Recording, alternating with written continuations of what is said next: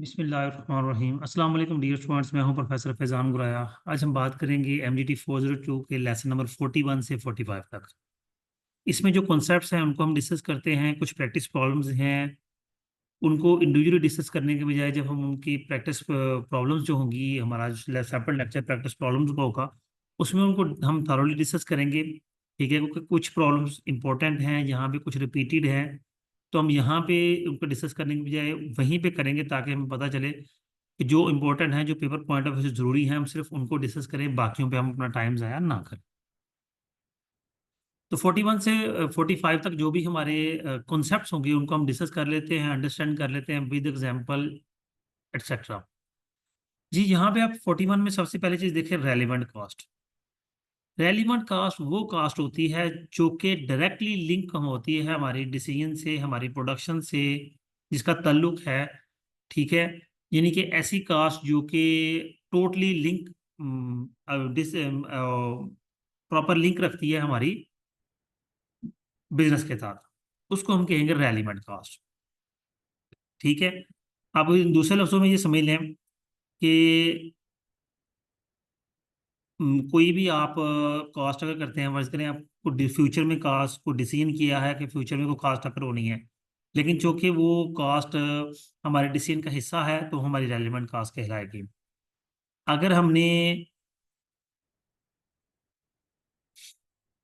कोई अल्टरनेटिव बनाना है, ठीक है, या कोई प्रोडक्ट हम बना रहे हैं उससे हट के हमको डिफरेंट प्रोडक्ट या उसमें कोई चेंजिंग करके प्रोडक्ट बना रहे हैं, जिस तरह का आप मोबाइल की एग्जांपल ले लें। एक मोबाइल है, उसमें नए फीचर ऐड किए जाते हैं, तो अब वो एग्जिस्टिंग की अपग्रेडेशन है, तो वो डिफरेंशियल कॉस्ट कहलाती है, तो वो भी रेलिवेंट कॉस्ट है। ठीक है, फिर ऐसी कॉस्ट जिसके बगैर गुजारा नहीं है उसे अनअवॉइडेबल कॉस्ट कहते हैं, वो भी रेलिवेंट कॉस्ट है। ठीक है, फिर हमारे पास आती है आगे कई नाम आएंगे सारे, वो हमारे रेलिवेंट रेलिवेंट के ताल्लुकों का। अब देखें, इंक्रीमेंटल कॉस्ट है। इंक्रीमेंटल कॉस्ट जो एडिशनल यूनिट होता है बनाने पे जो कॉस्ट आएगी उसे इंक्रीमेंटल कॉस्ट कहेंगे। An incremental cost can be defined as the cost which is specifically incurred for the following in course of action which is avoidable if such action is not taken. यानी कि आपको नया unit नहीं बनाएंगे तो cost अकर नहीं होगी, बनाएंगे तो कॉस्ट अकर हो जाएगी, तो उसे इंक्रीमेंटल कॉस्ट कहते हैं। फिर हमारे पास आता है नॉन इंक्रीमेंटल कॉस्ट। ऐसी कॉस्ट जो अगर होनी है, अब यूनिट बनाए कि ना बनाए, जिसका फिक्स कॉस्ट होती है, वो नॉन इंक्रीमेंटल कॉस्ट होती है। अब यूनिट इजाफी बना रहे हैं नहीं बना रहे, उस कॉस्ट ने अगर होना है। फिर स्पेयर कैपेसिटी कॉस्ट है, ऐसी कॉस्ट जो कि आपको एक्स्ट्रा कैपेसिटी पे काम कर रहे होते हैं, या जो आप कह लें कि हमारी प्रोडक्शन सॉरी एक्स्ट्रा कैपेसिटी बच जाती है। यानी कि हम एक महीने में 100 यूनिट बना सकते हैं लेकिन हम 70 बना रहे हैं, पर मशीन की डेप्रिसिएशन, या एक साल में हम, चलिए साल का लेते हैं कि एक साल में हम 1000 यूनिट्स बना सकते हैं, लेकिन हम 700 यूनिट्स बना रहे हैं। अब साल की हमारी मशीन की डेप्रिसिएशन, अगर एक मशीन 10 साल यूज होनी है तो हम उसकी 10% सालाना डेप्रिसिएशन चार्ज कर रहे हैं। अब उससे आप 100 यूनिट बनाओ या 1000 यूनिट बनाओ, डेप्रिसिएशन उतनी ही चार्ज होनी है। तो वो जो 300 यूनिट एक्स्ट्रा नहीं बन रहे, वो स्पेयर कैपेसिटी कॉस्ट है।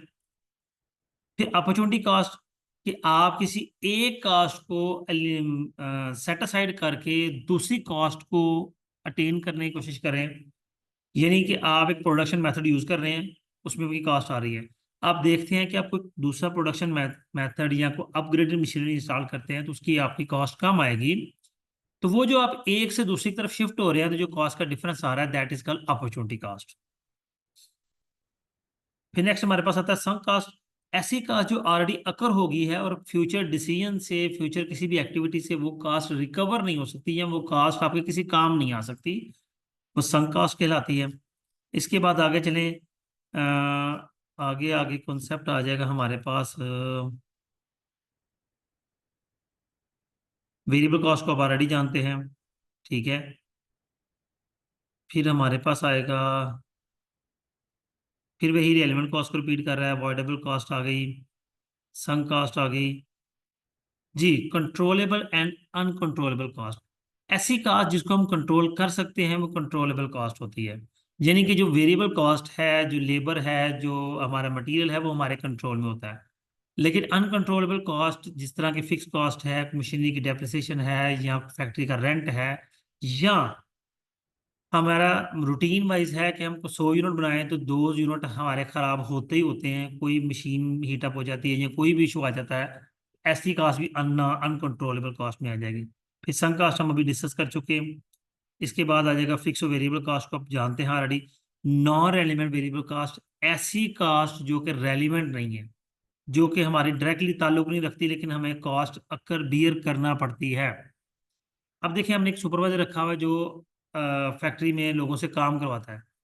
अब वो काम करवाता है तो उसको जो हम पैसे दे रहे हैं वो तो हमारा रेलिवेंट लेबर हो गई, ठीक है। लेकिन हमने कुछ एक दो लोग और रखे हुए हैं जो कि वैसे ही कुछ छोटा मोटा वो काम, कुछ सामान उठा लिया, कोई इधर उधर का काम कर लिया, कुछ वर्कर को कोई चीज़ जरूरी है तो बाहर से कोई चीज़ ला दी, ठीक है। तो इनका ताल्लुक नहीं है कोई प्रोडक्शन से, कोई इस तरह के मामला से, तो ये इरेलीवेंट कॉस्ट कहलाएगी। फिर आगे उसके बाद हमारे पास और कोई कॉन्सेप्ट आ जाएगा।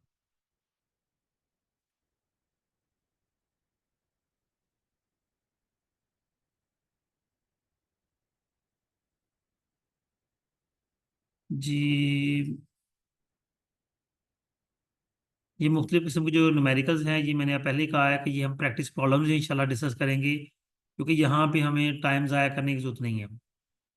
अच्छा, ये कॉन्सेप्ट आया जी नया, मेक और बाय डिसीजंस। ये क्या होता है? कोई चीज़ बनाना या कुछ खरीदना, खरीद कर बेचना, या कुछ चीज़ बाय करना, या कुछ चीज़ तैयार करना, उसके लिए जो डिसीजंस हम करते हैं कि हमें कौन सी चीज़ बनानी है, कौन सी बाहर से लेनी है।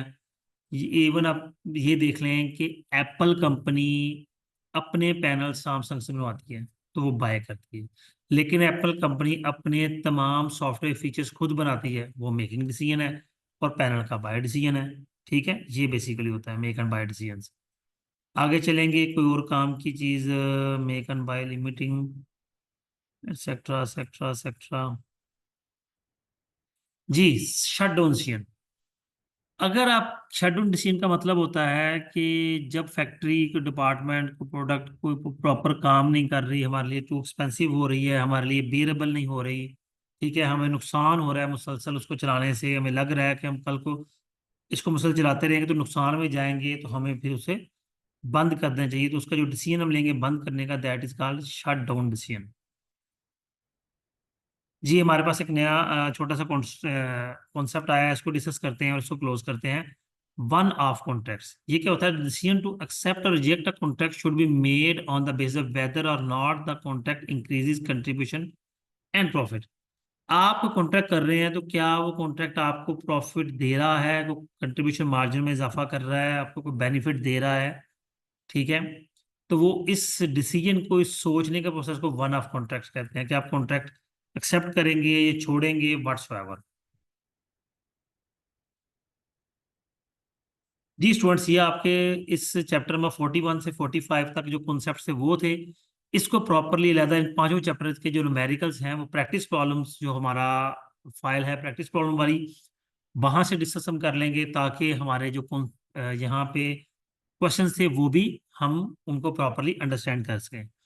जी स्टूडेंट्स, उम्मीद करता हूँ ये लेक्चर भी आपके लिए अंडरस्टैंडिंग होगा। वीडियो पसंद आई हो तो चैनल को लाइक करना, चैनल को सब्सक्राइब करना हरगिज ना भूलिएगा। अपना ख्याल रखिएगा। अल्लाह हाफिज़।